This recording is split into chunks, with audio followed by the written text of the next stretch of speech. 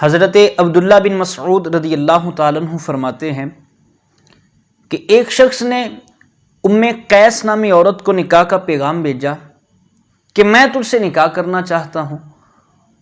اس عورت نے ایک شرط رکھی، کہا کہ جب تو مکے سے ہجرت کر کے مدینے چلا جائے گا تو میں تجھ سے نکاح کروں گی، یہ اس نے شرط رکھ دی۔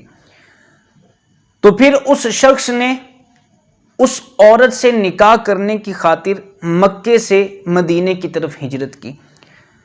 جب وہ ہجرت کر کے مدینے چلا گیا تو صحابہ کرام علیہم رضوان کو پتہ چلا، جب ان میں یہ بات مشہور ہو گئی کہ یہ وہ شخص ہے جو ایک عورت کی خاطر مکے سے ہجرت کر کے مدینے آیا ہے، تو صحابہ کرام اس شخص کو مہاجر ام قیس کہنے لگے کہ یہ ام قیس کی وجہ سے ہجرت کر کے آیا ہے، کیونکہ باقی صحابہ تو اللہ کے رسول کی خاطر ہجرت کر کے جا رہے ہیں، اور یہ وہ واحد شخص ہے جو ایک عورت کی خاطر ہجرت کر کے مدینے آیا ہے۔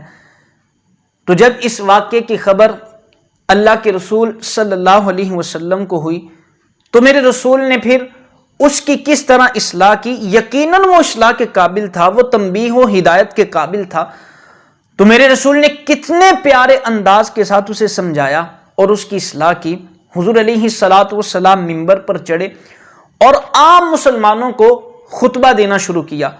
خطبہ پڑھتے پڑھتے میرے رسول علیہ الصلوۃ والسلام نے ارشاد فرمایا، لوگوں سنو، اعمال کا دار و مدار نیتوں پر ہے، کسی بھی عمل کا ثواب اس وقت ملے گا جب نیت اچھی ہو۔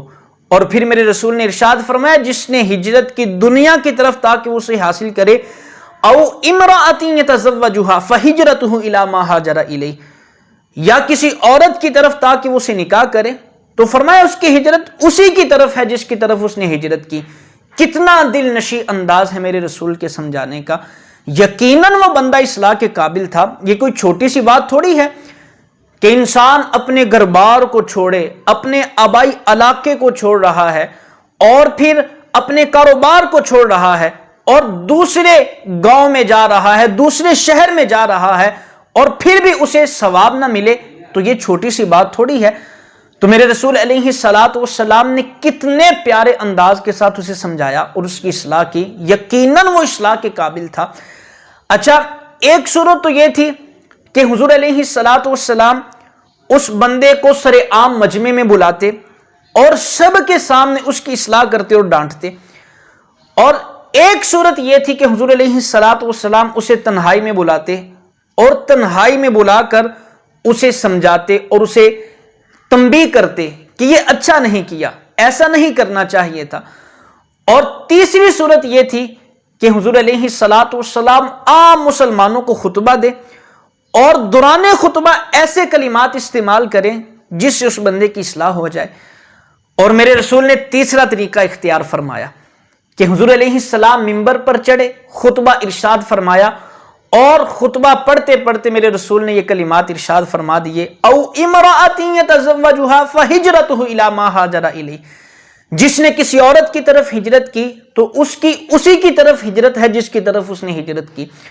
تو ام قیس، مہاجر ام قیس، وہ سمجھ گیا کہ اللہ کے رسول مجھے ارشاد فرما رہے ہیں کہ میں نے ہی ایک عورت کی خاطر ہجرت کی ہے، تو حضور علیہ الصلوۃ والسلام مجھے تنبیہ کر رہے ہیں۔ کتنا دل نشیں انداز ہے میرے رسول کے سمجھانے کا۔ اگر کسی سے غلطی ہوتی ہے اور کوئی اصلاح کرنا چاہتا ہے تو اس کے پاس بھی یہی تین آپشن ہوتے ہیں۔ پہلا آپشن، یا تو وہ سارے لوگوں کے درمیان مجمع عام میں بلا کے اس کو ڈانٹے کہ یہ غلطی کی ہے، ایسا نہیں کرنا چاہیے تھا، اس کی اصلاح کرے، اور دوسرا آپشن یہ ہے کہ بندہ اس کو خلوت میں بلا لے، تنہائی میں بلا لے اور اکیلے میں اس سے بات کرے، اس کو سمجھائے۔ اور تیسرا آپشن یہ ہوتا ہے کہ انسان عام لوگوں کو سمجھائے اور ان کو سمجھانے کے دوران ہی ایسی بات کر دے کہ اگلا بندہ وہ سمجھ جائے۔ تو میرے رسول نے بھی اس تیسرے آپشن کو اختیار فرمایا۔ اچھا، پہلی صورت کو اختیار کیوں نہ فرمایا؟ کیونکہ اگر حضور علیہ الصلوۃ والسلام اس مہاجر ام قیس کو صحابہ کے سامنے بلاتے اور صحابہ کے سامنے بلا کے اسے ڈانٹتے اور اس کی اصلاح کرتے، تو حضور علیہ الصلوۃ والسلام جب ایسا کرتے تو اس کی ذلت ہوتی، وہ رسوا ہوتا، تو میرے رسول علیہ السلام نے اس کی ذلت نہیں ہونے دی، اس کی عزت کو بچایا، اس کی عزت کو محفوظ رکھا. اور حضور نے اسے تنہائی میں بھی بلا کے بھی نہیں کہا، کیونکہ اگر حضور اسے تنہائی میں بلاتے تو وہ انتہائی شرمندہ ہوتا اور اسی شرمندگی کا بہت زیادہ احساس ہوتا. تو میرے رسول نے اسے شرمندگی سے بھی بچایا اور وہ طریقہ اختیار فرمایا جس سے اس کی عزت بھی بچ گئی اور اس کی اصلاح بھی ہو گئی. تو آج اگر کسی سے غلطی ہوتی ہے تو انسان ایسا طریقہ اختیار فرمائے کہ اگلا بندہ ذلیل بھی نہ ہو، شرمندہ بھی نہ ہو اور اس کے اچھے انداز سے اصلاح بھی ہو جائے. آج اگر ہمارے ہاں کسی کو غلطی کا پتہ چل جائے تو وہ لوگوں میں عام کرتا ہے، لوگوں کو بتاتا ہے، رشتہ داروں کو بتاتا ہے، دوسرے بندے کی عزت کی دھچیاں اڑا کے رکھ دیتا ہے، اسے ذلیل و رسوا کر دیتا ہے. ہمارے لیے اللہ کے رسول کی زندگی ایک اسوہ حسنہ ہے. ہم نے حضور علیہ الصلوۃ والسلام کی زندگی کو لے کر چلنا ہے.